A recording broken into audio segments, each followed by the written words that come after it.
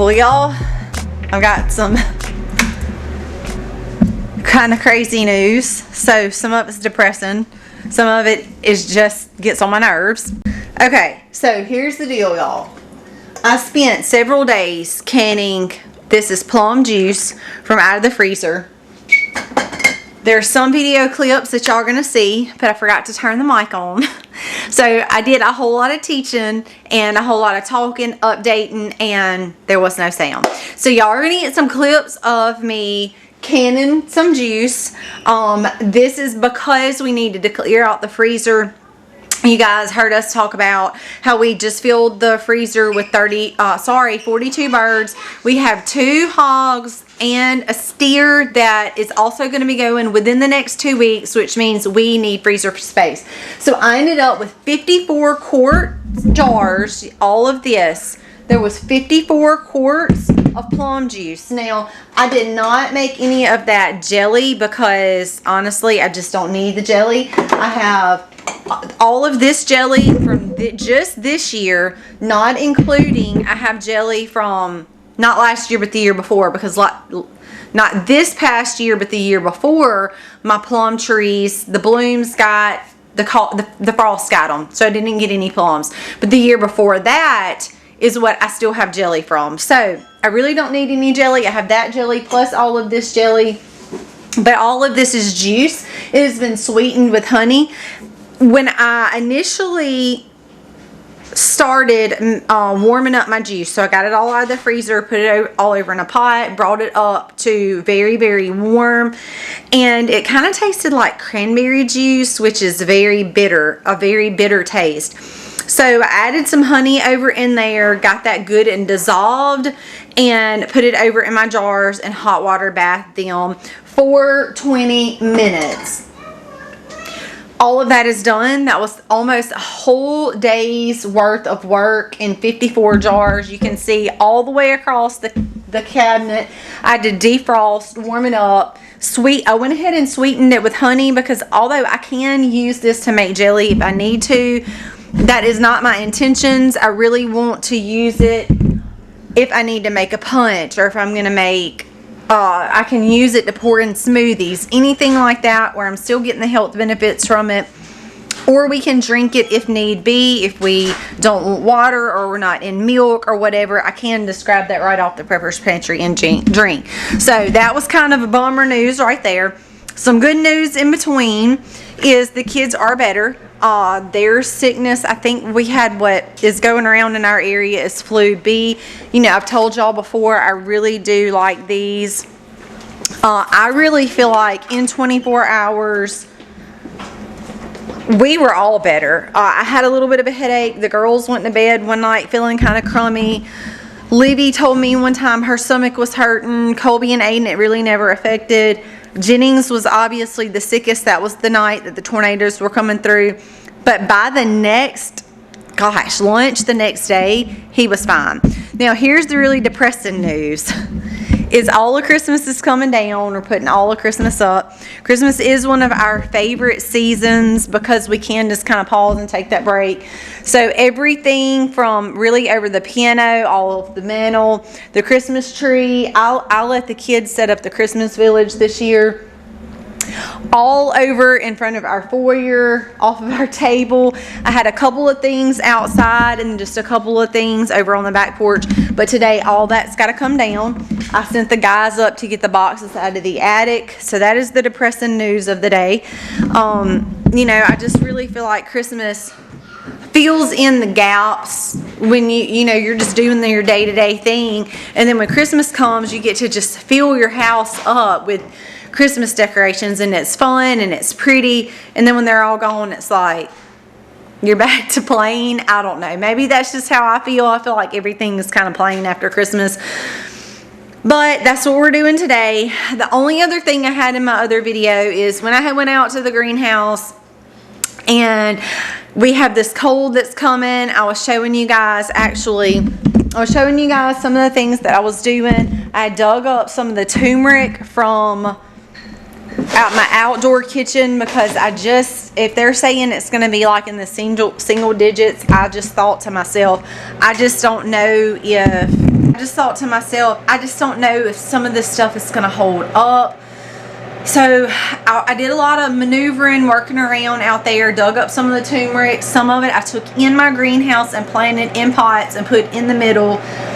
Some of it I dug up just to bring in and get started. I also picked kumquat. I had some places in my greenhouse where cold air was really able to come in way more than it should have.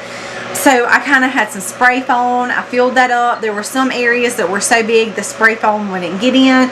So I took some ground cover and kind of tucked it in. So yesterday, if you guys watch the things that I post on our community tab, I went ahead and dried my cayenne peppers in here. This is all my turmeric, so it's drying out. I just washed it off good and cut it up into strips. And these are all kumquats. All of those trays are kumquats. My sourdough's on top, which I need to stop and make bread right now before I finish the Christmas stuff, because if I don't do it now, I'm going to forget. I had it in there on the dehydrator warming up. But if you didn't see my community post, from time to time I will make community posts. I don't know how you access them on the TV, to be honest with you. I really never ever looked. But if you're on YouTube on your phone, there's a community part that you can go over to and look at things that people post. And I did a whole post about that and how I use those things that I just showed you. But that was pretty much the video that the mic up there didn't get turned on. That was like totally my fault. I was moving way too fast and just forgot to turn it on.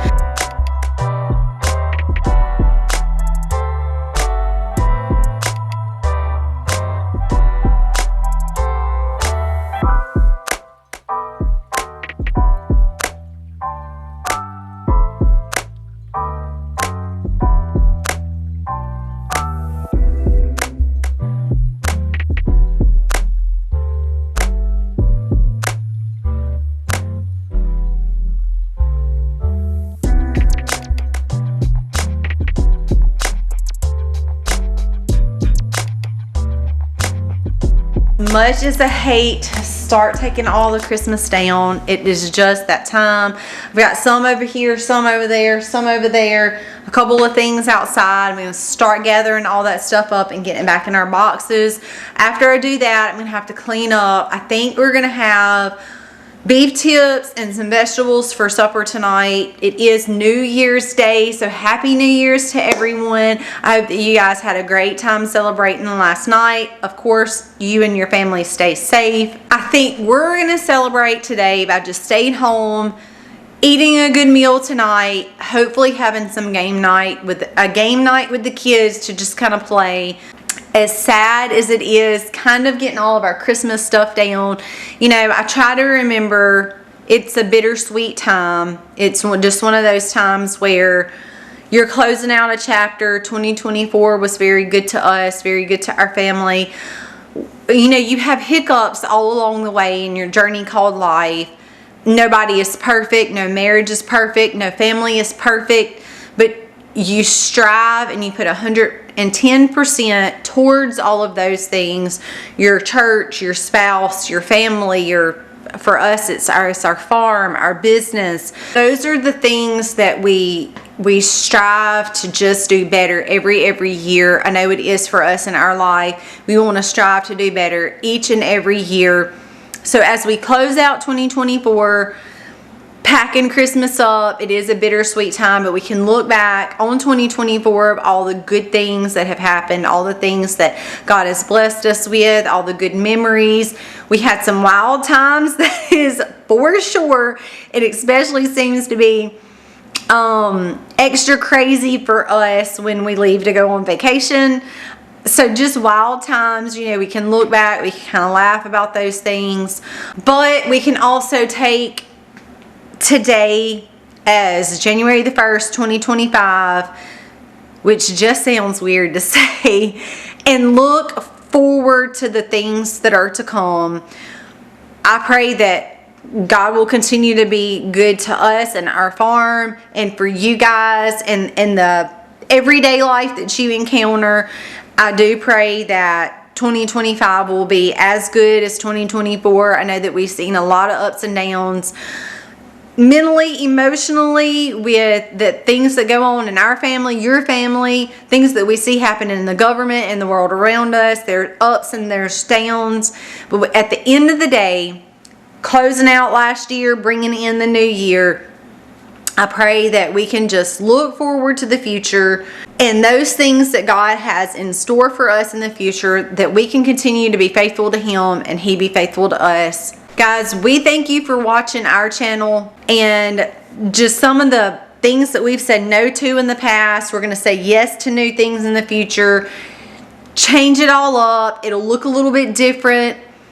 Colby's new channel was a big surprise the end of this year. It took us longer than we hoped to get that up and going. So Life with Colby Mack, if you guys have not heard him talk about that, y'all go check his channel out.